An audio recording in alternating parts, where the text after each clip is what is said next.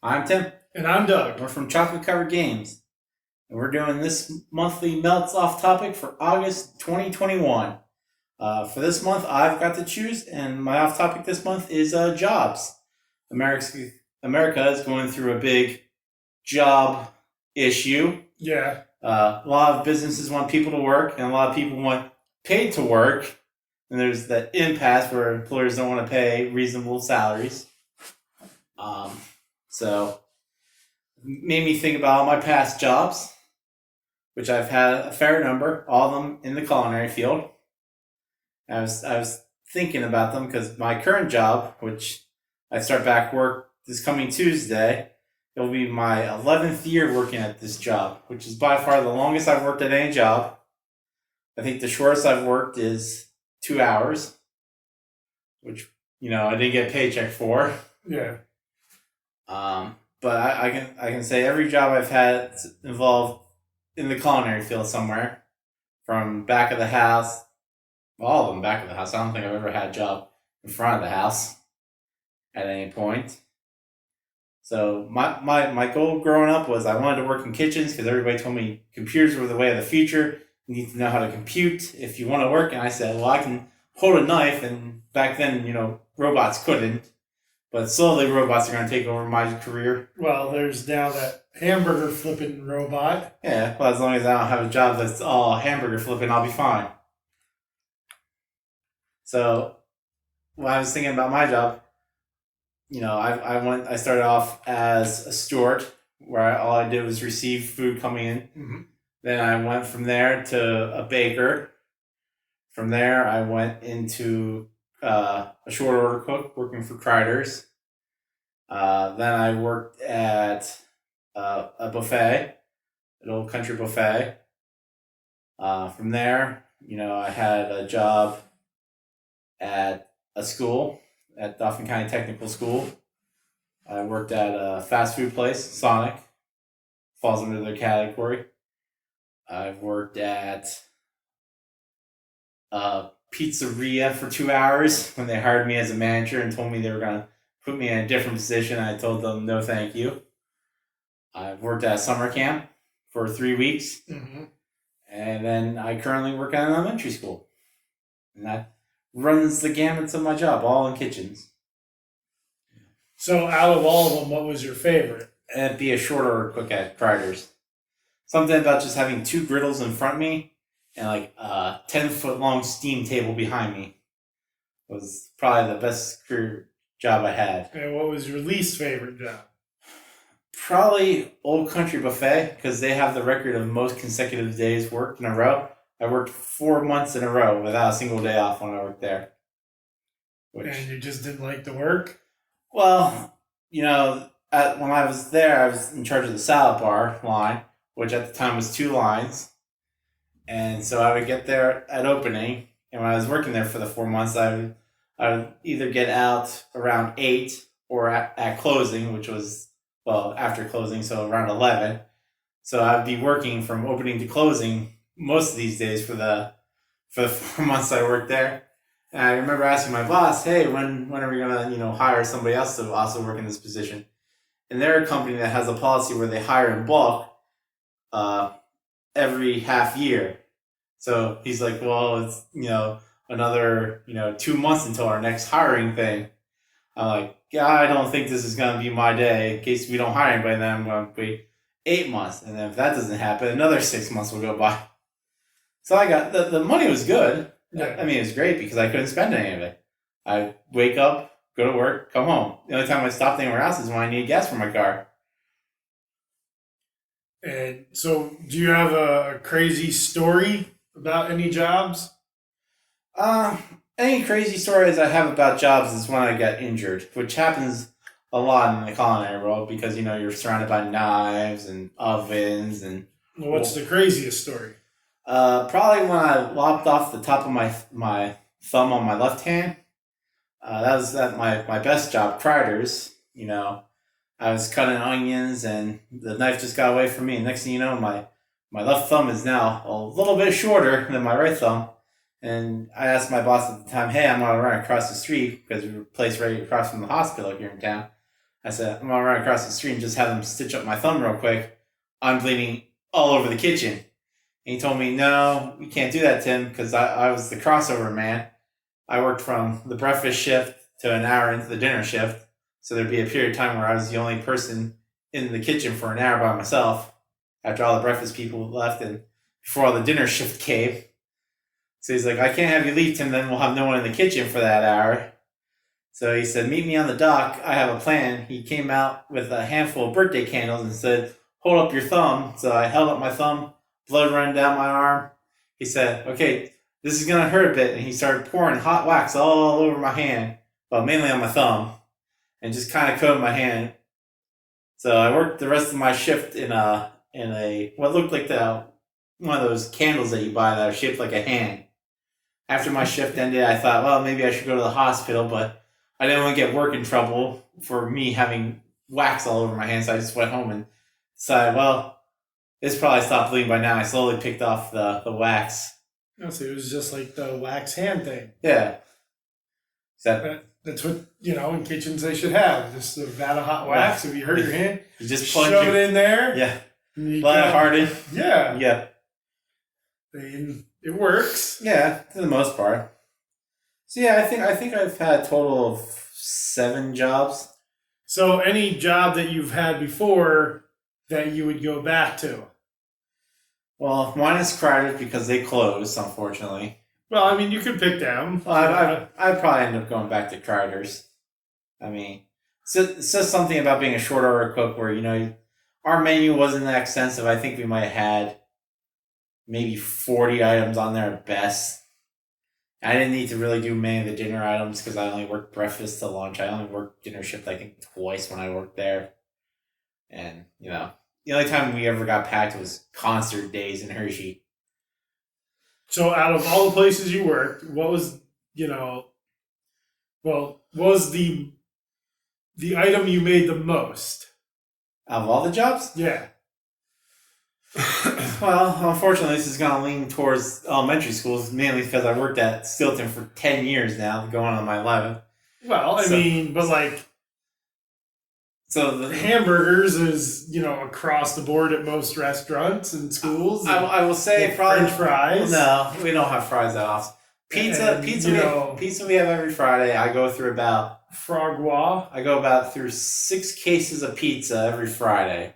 And each case has 16 times 5 is 30, 80 pieces. So 80 times 5, which is 400 slices? Yeah. Math is important for culinary. So I go through about 400 slices every Friday. So, yeah, so you figure 400 times every week of school, times that by 10. Okay, so outside of schools, what was the item you made the most?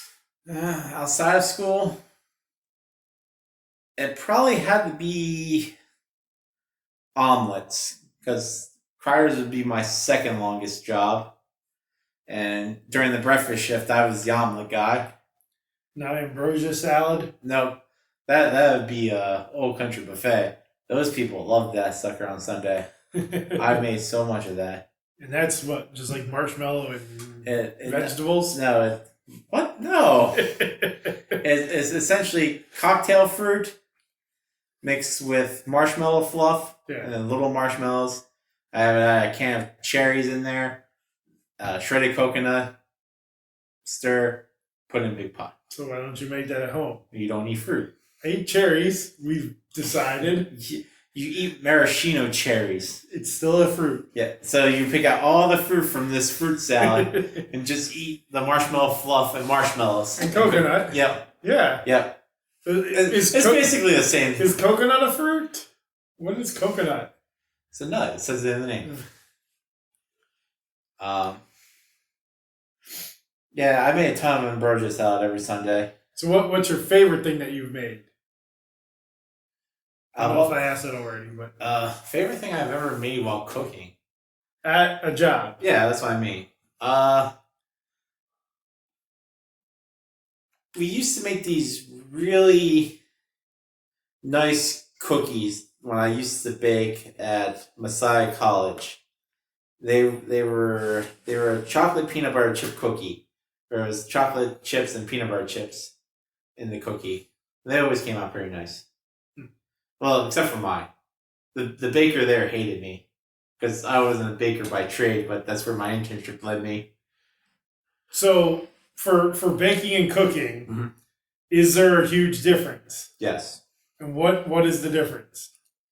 In cooking, if you mess up, you can always slap band-aids on things. If, let's say, I, for some reason, put a cup of salt in a soup when it's supposed to be a teaspoon, and I just misread it as a cup. Well, that would be terrible. And I don't know how you could misread a teaspoon for a cup. Well, you get those fancy European teas that are like, do swoop. So, well, that soup's not ruined. I just have to multiply my volume. By a ton. Where I guess you could do that with baking, but Yeah. but the problem there is when you add things in baking, they react right away. Like if I Well, have if you calls for a half cup of flour and you accidentally add like 3 cups of flour, yeah, you're just you quadruple it or whatever you need to. but I mean like you would know because then at that point your times are going to be different for everything. Your rest times, your proof times. There's more things that change for baking than cooking because when that soup is done, I can always add on the back end. I'm like, okay, it needs more liquid. It's already done cooking. I'm just going to add more liquid. Yeah. Nothing else is going to change. Yeah, well, baking you have to add it all before you bake it. Yeah, exactly. Versus, you can't go back and add like 8 teaspoons of vanilla after the cake's baked. That and for some reason, bakers feel like they need to be better than everybody and be, oh, we're going to join the rest of the world and use the metric system. Tim, give me 400 milliliters of eggs. Here's 7 eggs. I guess we're close, I'm assuming. My eggs aren't in milliliter form. So not knowing, the metric system really hurts you in the baking world. Because for some reason they're all about the metric system. I get it, it's easier if you know it. Yeah. So that's true about anything. Everything's easier if you know the thing. So what made you want to be a cook? I feel like there's always going to be a job for you. Cooking doesn't change too awfully much in the grand scheme of history. I mean, yeah, there's different styles that are born and different techniques, but all the same is fire plus food equals, a meal. Unless it's a cold meal, but computer burn the meal. Yeah, like if I got into computers, every 4 months I've had to learn a new programming system or new coding. Or cars. Cars are constantly changing where you need to know how to... I mean, there's new food being invented all the time. There's... Sort of. Nowadays, they're making designer foods. There's still foods that they just... Yeah. That's not really on the cook's part. That's more of a food engineer where they're like, I'm going to splice this carrot with this rustic carrot because it has... higher beta carotene, so it's a darker red. Everybody's gonna love this dark red carrot. I'm not doing that in the kitchen. I'm like, get red carrot. I'm dipping it in food color. I'm not growing it to make it more red. Well, I guess if you left it in food color long enough, it would turn red. Well, food color you can just dip in. If it's strong enough. Yeah. So, do you think that the culinary world is expanding, contracting? I think how it's going with America now, we can expect the culinary field to shrink. Because most of your culinary jobs out there are your fast food establishment and your chain restaurants. It's just a numbers game. And they're always going to look at how to make the most profit. And the most expensive thing of any restaurant are the people you hire. So instead of saying, oh, okay, we'll raise your wage, we're going to figure out how to make 4 people do the job of 7 people. And then we're going to figure out how to make Robbie the robot be your sous chef. So eventually I could see it being a more cutthroat industry. Eventually we'll be the Jetsons? To an extent, yeah. I forget what they're called. We'll make a comeback. The big wall of glass doors where there's one central kitchen. An automat? Yeah. Eventually, the automats from the 20 will make a comeback. I would love to have gone to an automat. Because automats, you can essentially run with a minimum amount of people. Because it's essentially just who's ever cooking. And that's it. You don't need a wait staff. Yeah. You need a building and the cooks. That's all you need. Yeah. You don't have seating. Your only overhead is your location and your people. And the food that they're cooking. You know, you get money for them coming out of work because they have to put coins in their door so they can lift it up and head out. Yeah. I mean, but now it'd be, like a $50 steak dinner. Well, I mean, there are upper class automats. I mean, they're big in Japan, where they have high end automats, but they also have high end vending machines. So if you had to pick one job that wasn't any, or if you'd pick a place to work that wasn't any of the places that you worked in the past, okay, where would it be? So any job other than jobs I've had. Yeah. Okay. So you can't say, any of the restaurants or schools that you worked at. Is there a restaurant out there or a school out there?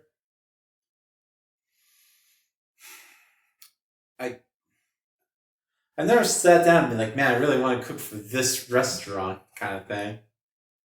I wouldn't mind cooking for, and this is just a generalization, this isn't a specific place, a cafeteria for an office building. I've done that. I mean, with a temp agency. There's no more low pressure job I can think of. One of the ones I was in, yes, there was no pressure. It was very laid back. One of the ones they sent me to, I felt like it was the most high pressure job I ever had. Is that because of the people? It was because when I got there, so I worked there 3 days because I was just part of a temp agency. And so the first day I get there, and it is, it is get everything done. Just we're slamming right away. And I think it was because they tried to make everything was very upscale because it was for a health insurance company. Okay. And so, I was on the sandwich line the first day, and I was cutting the meat beforehand. So we sliced all the meat and cheese that morning. We cut the vegetables. Everything was cut and prepped right beforehand. That's how it normally goes. Yeah, but you go to I think of a Subway or where it's prepped not right before the meal. I mean, Subway still does some prep before. They do. But so we had that, but everything was very artisan. All the breads were artisan, and you had to bake. We had to bake the rolls that they came out 5 minutes before lunches started. They wanted fresh, warm rolls. And I'm like, who wants a warm roll with their sub? The sub roll was still sort of warm. Yeah, I wouldn't mind that. But, it was, everything was artisan, and I don't know, it was just so different than the other one. It was, it wasn't laid back. Were they higher volume? No, it was less. I don't know, that would be stressful then. Um, Maybe it's just because it's not a thing that you're used to. If I would have walked into it, I might be more attuned to it. I just don't know. And I guess part of it is because everything there was fresh made. The soups were fresh made in the morning. It wasn't, they ordered soup in. Yeah. They had a person that just did the soup and salad bar. And the salad the lettuce for the salad was not like came in bags and they opened a bag and put it on the salad bar. Mhm. I mean, there was a person prepping all that lettuce. All the tomatoes were cut and diced. That nothing was pre-ordered like some places. Yeah. They made the croutons. Like, Okay. they just didn't buy croutons. Mhm. They made bread and then Leftover bread would be turned into croutons. That's how you no, lower like your yield. that morning they baked bread Mhm. and then left it in to dry it out. And we were making croutons. And I don't know, and maybe it just was me, but it was so different than the other place. I think if I was step into that environment today, I think the first couple of days I'd be overwhelmed, and then I would get into it. I mean, it has been 10 years since I've been into a high-end make things situation. I mean, and the other, industrial kitchen I was in, it was, they ordered the soups in. And, well, there the salad bar was all pre-made. Okay. They sold pre-made salads. Yeah. The lunch, like the entree lunch thing, a couple days I was there, they weren't as fancy. The other place I worked that was in a corporate cafeteria was sort of a mix of the two, Okay. and that's the one that I think was more realistic. Mhm. But that they made the stuff off site. Okay. In a central And then kitchen. Brought it to. There was multiple buildings for that company, and so they made it off-site. Because one day I worked in the off-site kitchen, one day I worked at the cafeteria. Okay. So I don't know. It's that was the one thing when I did work for the temp agency. I worked in so many different cafeteria or cooking settings. Yeah. Because it went from those to school cafeterias Mhm. to a production line, Mhm. where literally I stood at the beginning of this production line, opened sub rolls, put on the line for the people to make the sub as it went down the line, to where I was on the line putting salad in or lettuce in for pre-made salads. Yeah. That was a very high volume. Well, yeah, because you got to keep up with the thing. And that was one thing. And the problem was I was a little too tall for the production line because, man, I was hurting at the end of the day. Because everybody I worked with there was about a foot shorter than me. Mhm.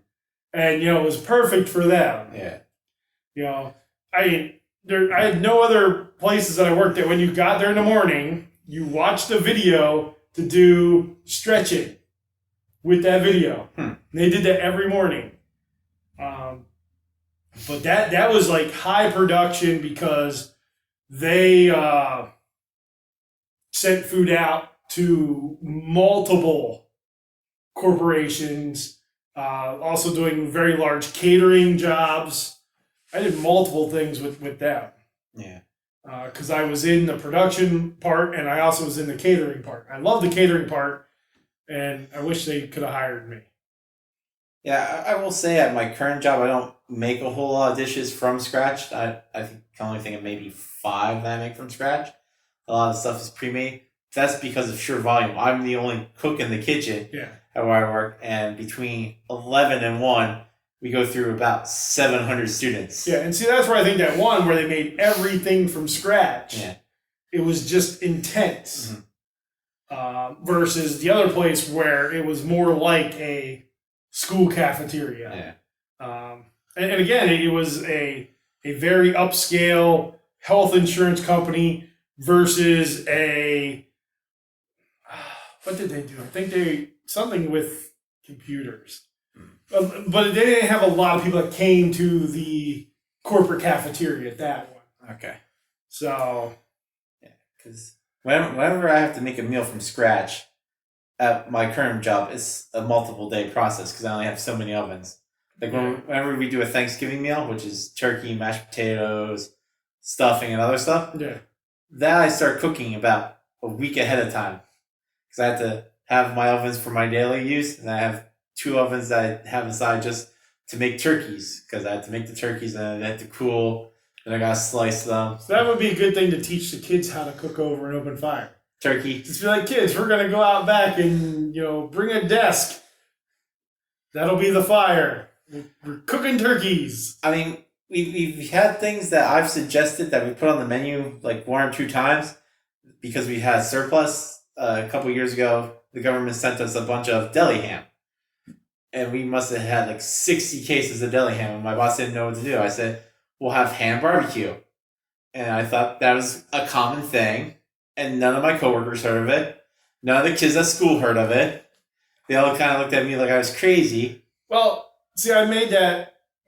That's now one of my. That is my January staple when I do the fire department monthly meal dinner. Well, here, I'll explain what ham barbecue is real quick in case the people that move on. Ham barbecue is deli ham, put in barbecue sauce, heat it, served on a hamburger roll. Yeah, just it's chopped deli ham. Yeah. And so we grew up with that. Yep. And so yeah, I made that.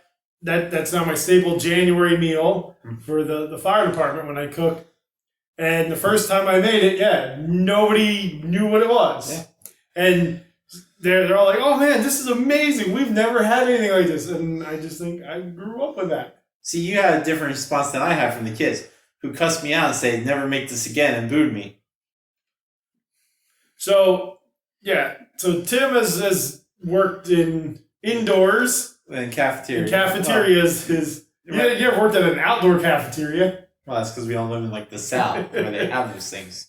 So Tim's always worked indoors and in cafeterias. Yep. Where me, on the other hand, I've always worked outside, pretty much, or you're ushering inside most of the time. Well, that was a 2-year job. I worked for a refrigeration company. Hey, 2 years is a long time. My job goes from 10 years, and my next closest one is 4 months. So I worked for a refrigeration company. I've ushered at a sports arena. I worked for a lawn care company.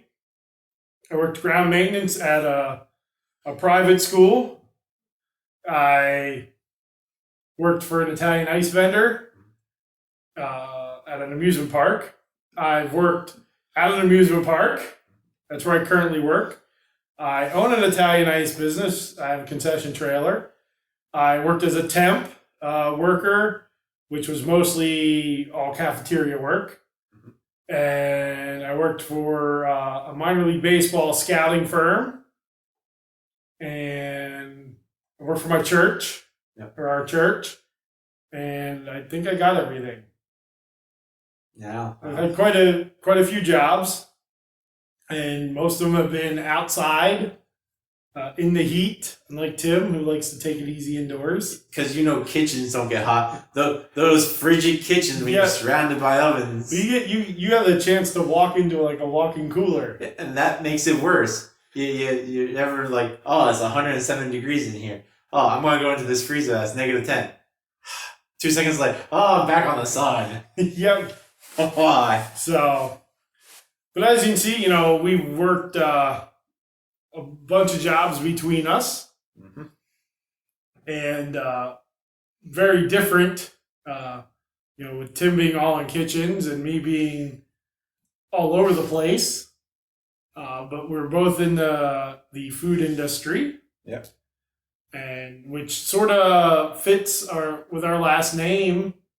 Our last name is Beatty, and the Irish meaning to that, our family does come from Ireland way back.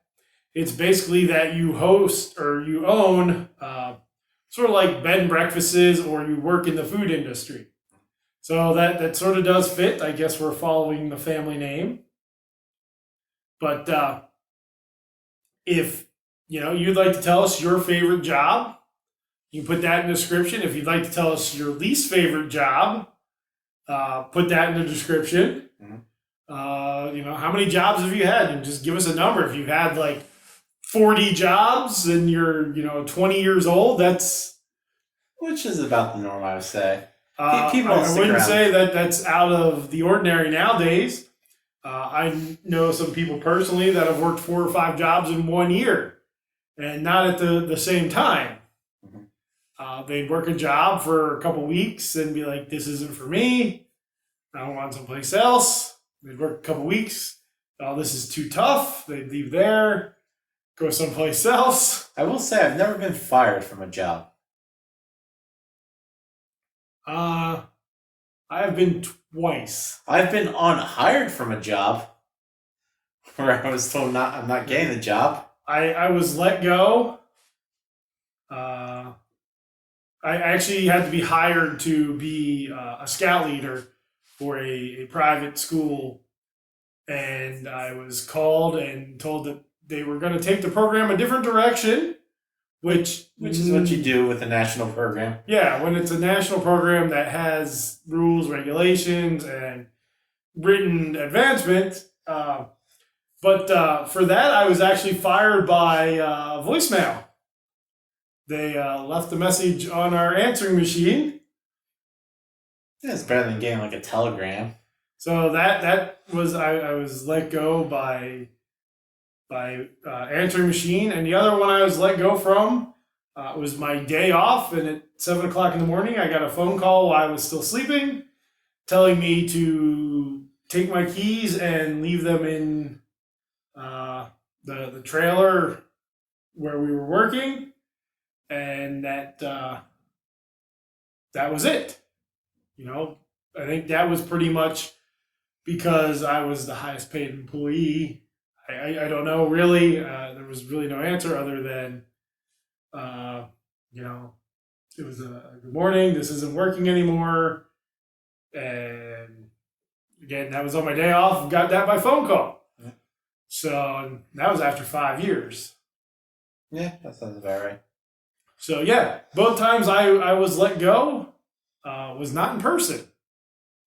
So if you have a crazy story about being let go and you want to share it in the comments, let us know. I know people have been let go crazy ways.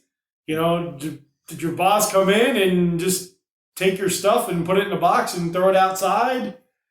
Who knows? Yeah. So with that's gonna wrap up our monthly melt for August 2021. Thank you for listening. Please do like and subscribe. Leave comments down below, like Doug said. Share our videos with people. It does help. We are trying to grow the channel. And with that, I'd like to say thank you for watching. Yeah. And again, like Tim said, watch, subscribe, share, hit us up on Instagram. And if you have any topics you'd like us to cover in Off topic. off topic, let us know in the comments. Again, thanks for watching. Goodbye.